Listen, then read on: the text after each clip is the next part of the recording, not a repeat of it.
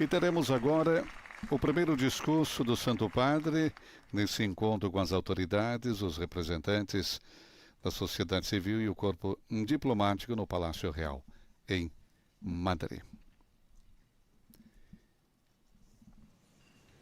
E, naturalmente, o Santo Padre irá falar em espanhol.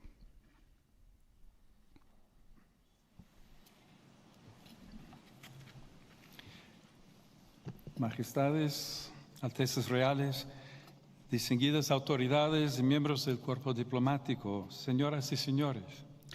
Majestades, Altezas Reais, distintas autoridades e membros do corpo diplomático, senhoras e senhores. Dou graças ao Senhor por este encontro e agradeço o convite para realizar essa viagem apostólica à Espanha. Um itinerário em várias etapas, cada uma das quais revelará um aspecto da multifacetada riqueza de um grande país, que acolheu a palavra do Evangelho há quase 2 milênios. A tradição sempre associou a primeira evangelização da Península Ibérica à pregação do apóstolo Santiago Maior. Esta ligação reveste-se de considerável importância teológica, pois expressa a consciência da Igreja local de estar em continuidade com a missão apostólica nascida no Pentecostes.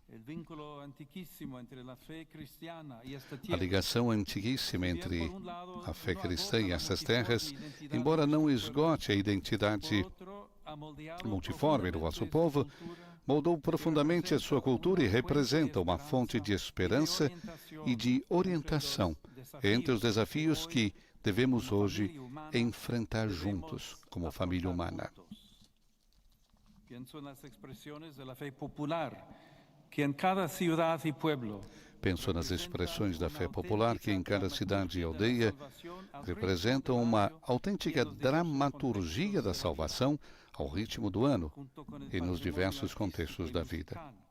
Com o patrimônio artístico musical e as múltiplas irmandades e associações de caráter caritativo, dão testemunho do fecundo encontro entre Jesus Cristo e o vosso povo. Sois um povo cheio de paixão, que ama a vida e o manifesta.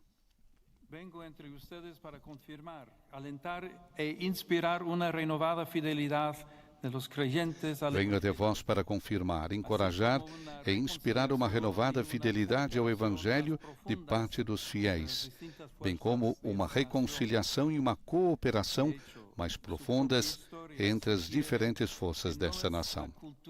Com efeito, a vossa própria história sugere que não é a cultura do confronto, mas a do encontro que gera estabilidade e prosperidade.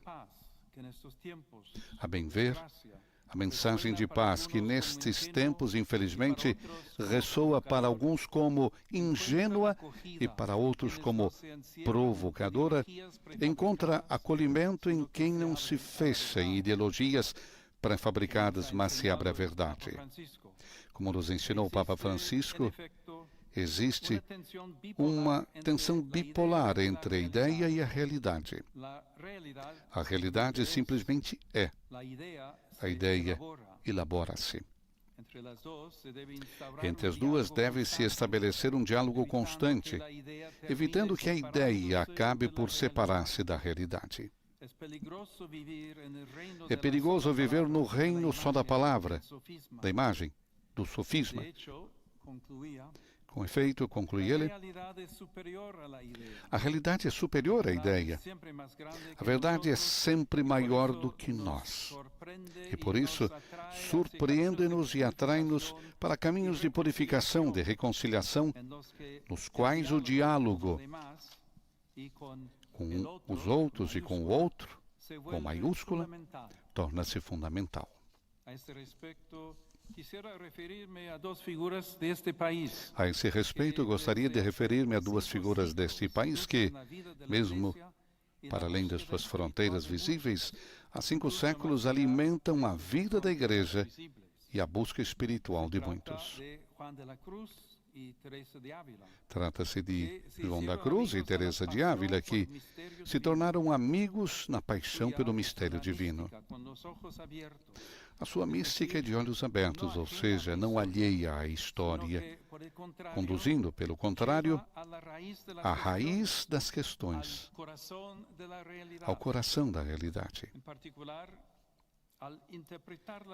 Em particular, o tema da noite, muito caro a São João da Cruz, cujo ano jubilar estamos a celebrar, ajuda-nos a interpretar as transformações e suportar as tensões que tornam a nossa época tão sombria. Na sua sede de luz, paradoxalmente, ele aprendeu a apreciar a escuridão, ditosa noite, como o tempo em que a alma se liberta daquilo que presumia conhecer e possuir. Também hoje o que mais nos assusta, provocando em muitos a escuridão da razão e a violação das emoções, é o desconhecido, perante o qual pode prevalecer a desorientação, a sensação de já não termos mapas. Por isso, são necessários também na vida pública homens e mulheres que intuam na escuridão a luz. No fim, um possível começo, como o irromper de uma verdade tal qual luz, que ainda cega, mas que, se confiarmos e encontrarmos paz, nos trará delicadamente em direção a si mesma. Ó noite, que me guiaste, ó noite, amável mais do que a alvorada, ó noite, que juntaste amado com amada, amada já no amado, transformada. A nossa época, que aparentemente se vê abalada por terríveis desequilíbrios e conflitos, no seu íntimo clama por paz, por um novo conhecimento da pessoa humana e da sua dignidade inviolável pela civilização do amor.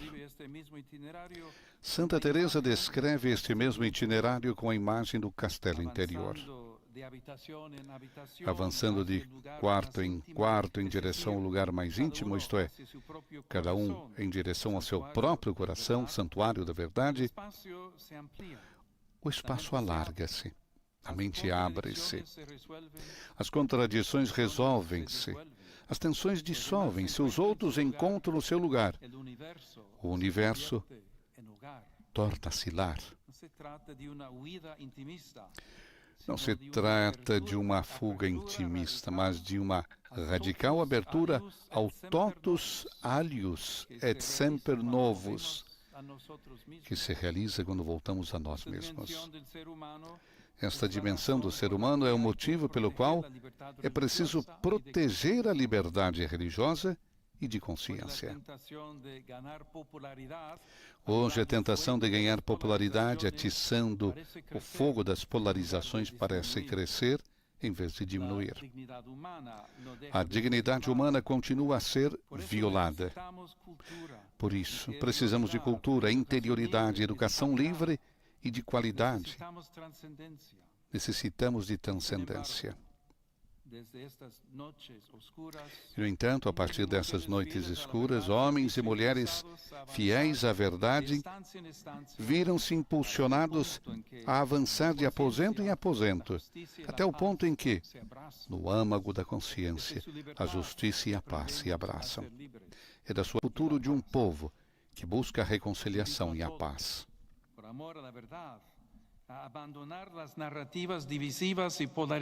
Convido todos, por amor à verdade, a abandonarem as narrativas divisórias e polarizadas da vossa realidade social e da vossa história, a fim de que se passe das simplificações estéreis a uma apreciação fecunda da complexidade.